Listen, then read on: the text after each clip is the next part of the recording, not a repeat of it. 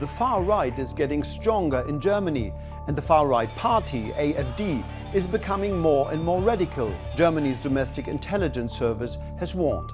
Und wenn wir dereinst dieses Land regieren werden, dann verspreche ich der fragwürdigen Sippschaft da hinten, dann brechen für euch andere Zeiten an.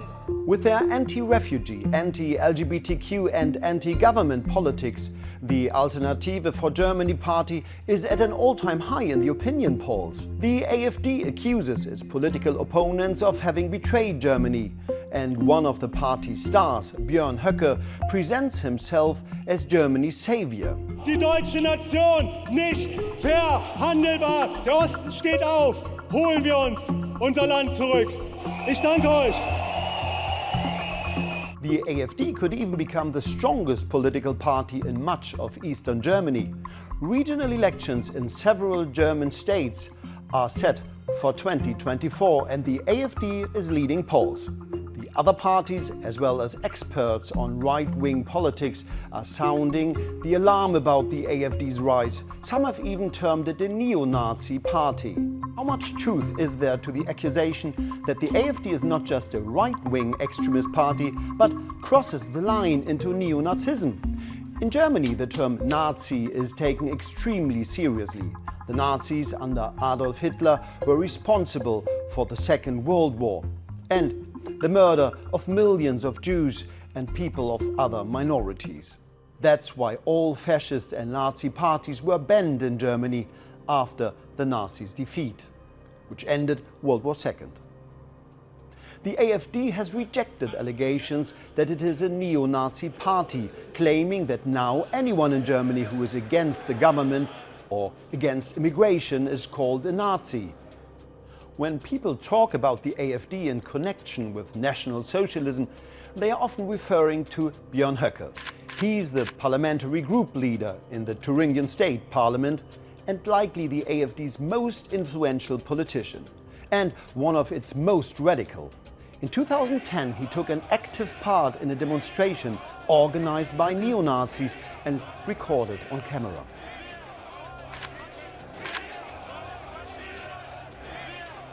It is legal to call Björn Höcke a Nazi in Germany. Courts have ruled that this is not an insult, but a statement covered under freedom of expression and a, quote, value judgment based on facts. Höcke is a history teacher and thus has studied German history. He frequently refers to Germany's Nazi past, and he rejects the official culture of remembrance of the Nazis' mass murders, the Holocaust and the crimes of the German people. Und diese dämliche Bewältigungspolitik, die lähmt uns heute noch viel mehr als zu Franz Josef Strauß Zeiten. Wir brauchen nichts anderes als eine erinnerungspolitische Wende um 180 Grad. A 180-degree turn. This would mean that the Nazi era is no longer portrayed as criminal, but rather that it is glorified. Höcke has also on many occasions used historically loaded terms. A court indicted him earlier this year for using the slogan of the Nazi party's infamous SR Storm Division at a campaign event 2 years earlier. The slogan, "Everything for Germany." The court case is still pending. Why does Höcke position himself so radically when he knows that he will probably face strong repercussions? Right-wing extremism expert Matthias Quent has been studying Höcke and the AfD for years. Der Zweck ist die Normalisierung von nationalsozialistischen historischen Bezügen und damit auch Ideologieelementen. Es ist eine Äußerung, mit der er sich sicher sein kann, dass er öffentlich anstößt, provoziert und Gegenwehr erregt. Somit hat er wieder Empörung, Aufmerksamkeit und kann dann einerseits sagen, aber ich wollte doch nur sagen, alles Gute für Deutschland. Der kann sich also als Opfer stilisieren und zu seinen neonazistischen Anhängern und rechtsextremen Anhängern eine Bestätigung, eine ideologische Rechtfertigung geliefert. Björn Höcke's actions have put the Alternative for Germany party as a whole under close monitoring by Germany's security authorities. The Domestic Intelligence Service says it has sufficient grounds to suspect that the party is unconstitutional Intelligence Agency head Thomas Haldenwang says the AfD is a danger to democracy due to its anti-Islamic and radicalized elements. Wir sehr viel an Hass und Hetze gegenüber Minderheiten aller Art. The AfD has repeatedly denied these accusations, but they go well beyond Björn Höcke. Former Bundestag member Siegbert Djose has also come under suspicion. In his election campaign for the AfD, he used a vehicle with a custom license plate, LAH 1818. The L stands for the city of Leipzig, and AH and the number 18 are well-known codes referring among neo-Nazis. AH stands for Adolf Hitler. 1 and 8 stand for the first and 8th letters of the alphabet, A and H. So the license plate presents a coded version of Adolf Hitler 3 times. Djose has also visited the Wolf's Lair, one of Adolf Hitler's headquarters during World War II. He's confirmed the authenticity of this photo. Here, Djose can be seen posing with his hand on his heart in front of Hitlers bunker. Wir sind stärker denn je und werden unseren Weg zur Macht gehen bis zum Ende, weil wir die einzigste Partei sind, die hier in Deutschland heute noch deutsche Interessen vertritt. Es gibt ein klares nationalsozialistisches Gesicht innerhalb der AfD, Leute, die sich direkt so benennen, die sich in die Tradition stellen, die die Begriffe benutzen, auch gezielt Begriffe benutzen, die nationalsozialistisch geprägt sind, teilweise Äußerungen, die dann als Einzeldarstellungen wahrgenommen oder gerechtfertigt werden. Der Punkt ist nur, dass es ja in die allgemeine politische Agenda, in die politische Rechtsaußenrichtung der AfD weist. This agenda is primarily directed at asylum, migration and German citizenship. The AfD is calling for a radical change in asylum and migration policy, including the deportation of millions of people from Germany. That's not all. Many of the party's top politicians have repeatedly and falsely claimed that not everyone who has a German passport is actually German, an idea that contradicts the constitution. Critics also say that this is an attempt to deny Muslims and blacks, in particular, the right to German citizenship. Matthias Quent says the AfD has allied itself with groups that flirt with fascism and a right-wing revolution against parliamentary democracy. The most well-known is probably the so-called Institute for State Policy.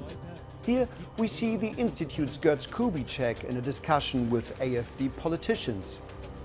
The Domestic Intelligence Service has classified the Institute as right-wing extremist.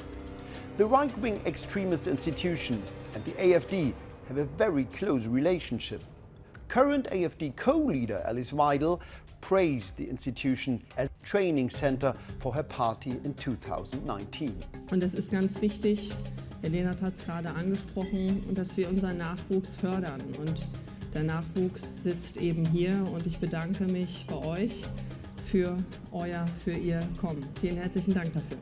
The big question is, do those individual examples and pieces of the puzzle justify calling the AfD as a whole a neo-Nazi party? Es ist wichtig, darauf hinzuweisen, dass es erstens Nazi-Ideologien in der AfD gibt und zweitens, dass sie als gesamte Partei eine Partei der extremen Rechten ist. Wir wissen aus Einstellungsstudien, die AfD hat einen großen Anteil, etwa die Hälfte der Wählerinnen haben ein mehr oder weniger geschlossen rechtsradikales Weltbild. Das muss man auch so benennen. Auf der anderen Seite gibt es auch Wählerinnen und Wähler, die sich davon abschrecken lassen.